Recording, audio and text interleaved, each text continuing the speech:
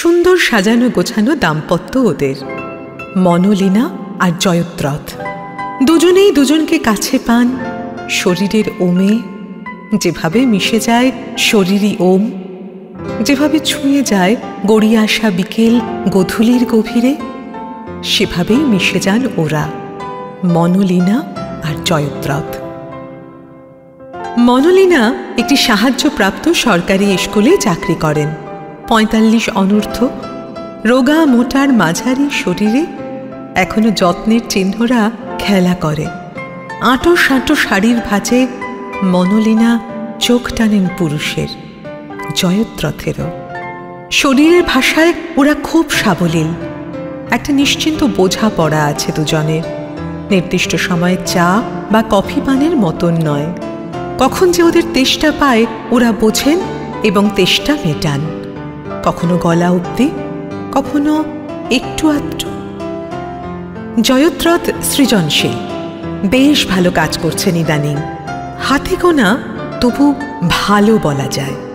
বুদ্ধিশীল ছবি বা বিজ্ঞাপন তৈরির মতো রান্নাটাও বেশ ভালো করেন।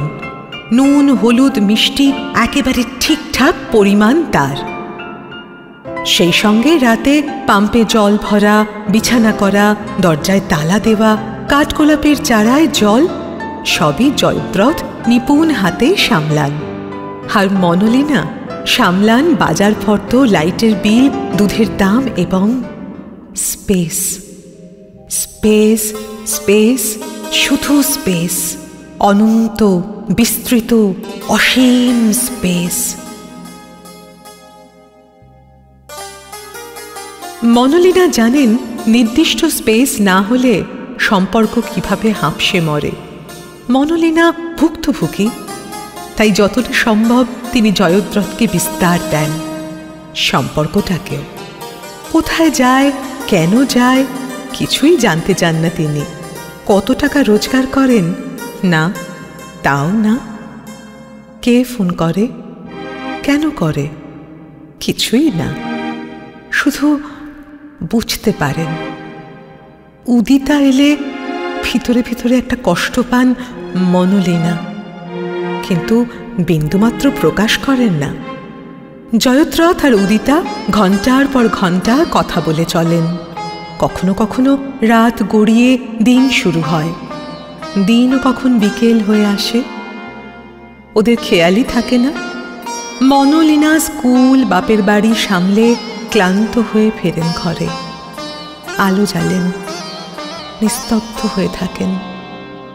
জয়দ্রথ কখন এক কাপ চা এনে দেন মনোলীনাকে। মনোলীনা চুমুক দিতে দিতে তাকান জয়দ্রথের দিকে। পাশের ঘর থেকে উদিতা ডাক দেয়, জয়, স্ক্রিপ্টটা একটু দেখে যা প্লিজ। কমার্শিয়াল এসেন্স কতটা রাখবি দেখ তো।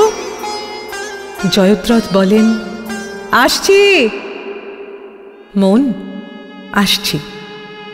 মনোলীনা মৃদু হেসে সম্মতি জানান। জয়দ্রথ চলে যান পাশের ঘরে। যেখানে চাঁপা গাছটা আছে তার পাশের জানালায় এসে দাঁড়ান মনোলীনা। পরম মমতায় তাকান চাঁপা ফুলগুলোর দিকে। একদিন কিভাবে ট্যাক্সির মধ্যে সুপ্রতীক তাকে হলুদ সুগন্ধি চাঁপা উপহার দিয়েছিল চাপটে ধরে। চমকে ওঠেন তিনি। সুপ্রতীককে তার মনে পড়ার কোনো কারণ নেই, কারণ সুপ্রতীক তাকে এতটুকু শান্তি দেয়নি, ঔদার্য দেয়নি। শুধু এটা করবে না, ওটা করবে না, এর সাথে কথা বলবে না, ওর দিকে তাকাবে না, এই শাড়িটা পরবে না। এখন কেমন যেন একটা নিষিদ্ধ পল্লীর মাঝে দাঁড় করিয়ে রেখেছিলেন মনোলীনাকে। তাহলে কেন সুপ্রতীক? জানেন না তিনি। কখন যে সন্ধ্যা গাঢ় হয়ে যায়, আশেপাশের বাড়িতে শঙ্খ বেজে ওঠে, ধূপ আরতি দেখানো হয়। মনোলীনা আর্দ্র চোখে তাকিয়ে থাকেন চাঁপা গাছটার দিকে।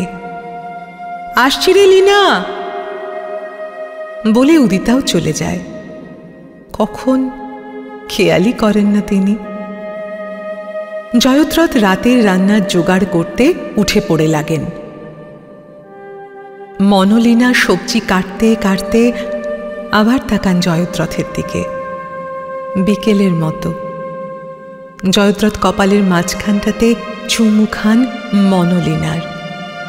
অমনি ফোন বেজে ওঠে।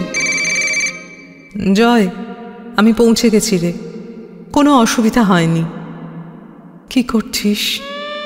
না না, অতনুটা জাস্ট ডিসগাস্টিং। বসে বসে জ্ঞানা ওড়াচ্ছে আর শাশুড়ি তাতে ধুনো দিচ্ছে। আর পারছি না জয়, নিয়ে যা আমায়।